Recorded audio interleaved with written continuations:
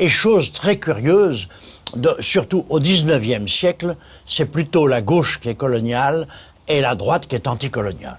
Eh bien, la gauche, se plaçant d'un point de vue universaliste ou universel, espérait que ces valeurs, jugeait que ces valeurs devaient dépasser nos frontières, en quelque sorte, et gagner les colonies. La droite dit le seul objectif de la France, c'est la revanche contre l'Allemagne. Donc tout ce qui est exportation de la puissance française est dangereux. Et la droite dit ça à Jules Ferry, par exemple. C'est vrai que chez un homme comme Jules Ferry, qui était évidemment un honnête homme et un grand civilisé, il pensait qu'en effet, l'Europe occidentale, laïque, dans son cas, indépendamment de toute référence religieuse, représentait la modernité. À la Chambre, il y a un grand débat, Ferry-Clémenceau. Clémenceau dit, mais au nom de quoi prétendez-vous que telle ou telle civilisation est inférieure à la nôtre? Elle est supérieure par tel aspect, inférieure par tel autre. Oui, c'est vrai, on fait moins d'hôpitaux au long du fleuve Sénégal, mais on y cultive telle ou telle poésie, ou on y développe tel ou tel rapport humain, sens de la justice ou tout ça. Le dialogue entre Jules Ferry et Clémenceau, qui sont d'une certaine façon tous les deux des hommes de gauche, ça c'est aussi assez intéressant, est un débat fondamental sur la mission ou la folie coloniale de la France. La gauche, à l'époque de la Troisième République, voulait une colonisation plus équitable, des droits aux Arabes, aux Vietnamiens, aux Noirs, etc., mais elle ne pensait jamais aux indépendances. Autrement dit, l'idée que la France, comme les États européens, avait avant tout une mission colonisatrice, avait pris le dessus sur le reste, sauf qu'on jugeait, à gauche, que la France avait de mauvais serviteurs, et qu'il fallait donc une autre politique coloniale.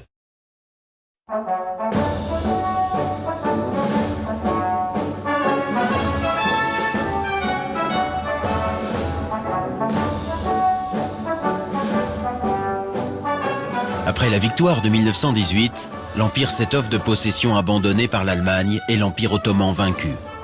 La France se voit confier l'administration du Cameroun, du Togo, de la Syrie et du Liban.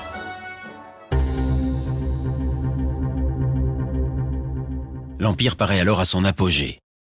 En témoigne le succès inouï de l'exposition coloniale de 1931 organisée sous l'égide du maréchal Lyautey. 34 millions de tickets vendus, 1 million de visiteurs étrangers.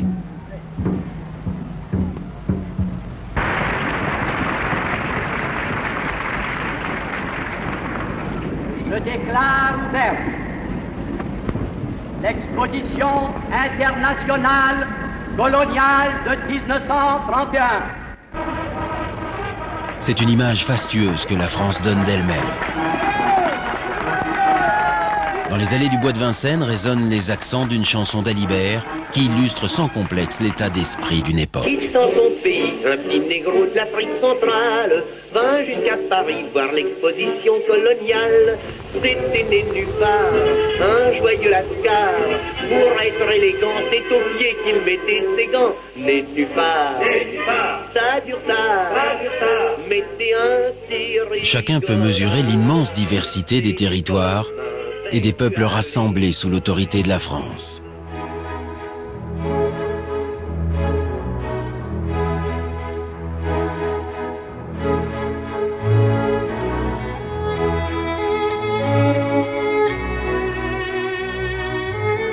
On va prendre la seconde leçon. Vous allez dire après moi. Oh! Dites ceci. Oh! Dites ceci. Plus fort. Une France qui ne doute absolument pas des bienfaits de son action. Fussent ses fils par l'esprit et par le cœur. École de village dans la savane et la forêt, école citadine, collège, tous les échelons de l'instruction existent outre-mer. Mais être colonisé, c'est aussi, par la France, avoir un rapport particulier avec la France. Ceux d'entre eux qui vont à l'école, assez paradoxalement, apprennent, lisent le Tour de France de 2 enfants, lisent le Lavis, plus tard le Malais Isaac, et donc apprennent Jeanne d'Arc nous a libérés de méchants Anglais, donc ils apprennent à devenir français.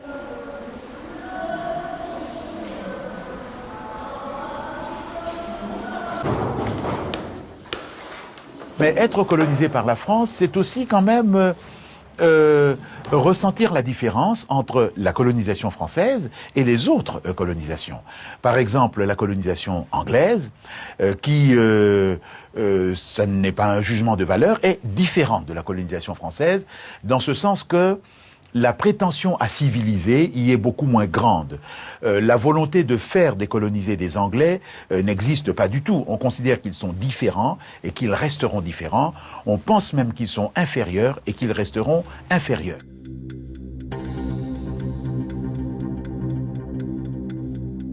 Quel que soit le colonisateur, le système colonial a quelque chose de pervers par essence.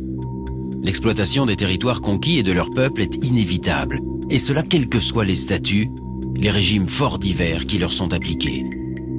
Dans les vieilles colonies, vestiges de l'ancien régime tels les Antilles ou la Réunion, les habitants sont les seuls à être citoyens à part entière. En Algérie, les Arabes n'ont pas accès à la citoyenneté, hormis ceux qui renoncent à leur statut personnel dicté par l'islam. Dans les territoires conquis au XIXe siècle, pas de droit politique pour les autochtones, les indigènes.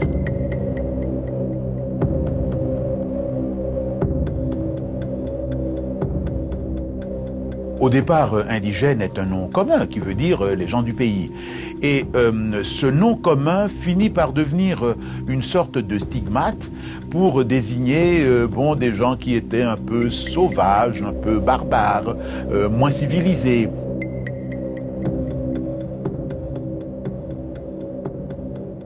Et finalement, à la fin du XIXe siècle, à partir des années 1880, il y a des codes de l'indigénat, il y a un statut de l'indigénat qui, en gros, se définit par la négation de droits reconnus à la citoyenneté.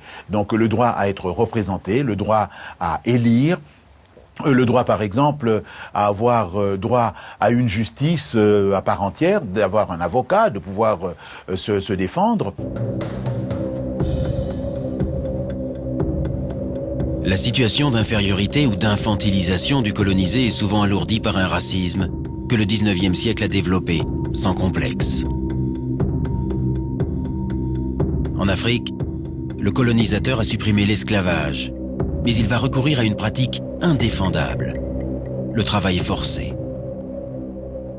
Le travail forcé a été le fondement de l'économie coloniale des origines de la colonisation moderne dans les années 1880 jusqu'à son abolition au lendemain de la Deuxième Guerre mondiale et peut-être même jusqu'au milieu des années 50. Le travail forcé est en quelque sorte le corollaire du système de l'indigénat. Dans certains cas, ça a conduit à de véritables abus.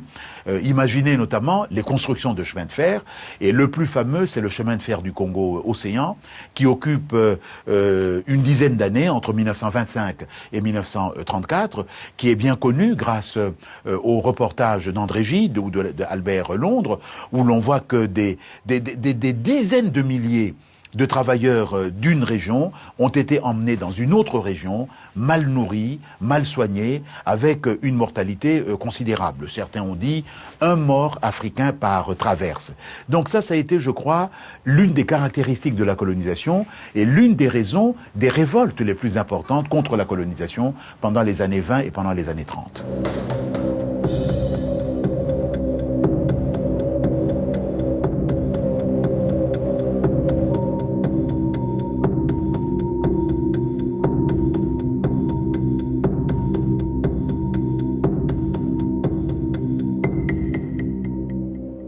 Dans la colonisation, il y a eu en effet des abus extrêmement nombreux, mais il me semblerait difficile qu'on puisse faire, comme on a fait de la traite des Noirs et de l'esclavage, qualifier la colonisation de crime contre l'humanité.